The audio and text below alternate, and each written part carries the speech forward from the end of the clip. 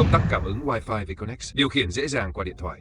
Sở hữu thiết kế tinh tế, nhỏ gọn, sang trọng và hiện đại. Thông số sản phẩm cực ấn tượng. Mặt kính cường lực siêu mỏng chỉ 3,4mm. Độ hoàn thiện cao, nhựa chống cháy bisphenol. Độ bền vượt trội, lên đến 100.000 lần bật tắt. Công tắc này tích hợp rất nhiều tính năng thông minh. Bật tắt từ xa qua app. Hẹn giờ, đếm ngược.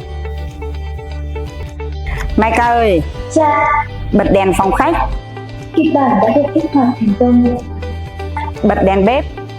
Kích hoạt kịch bản thành công. Chỉ cần điện thoại có kết nối mạng, anh em có thể điều khiển mọi lúc, mọi nơi. Wi-Fi, 3G hay 4G đều chạy mượt.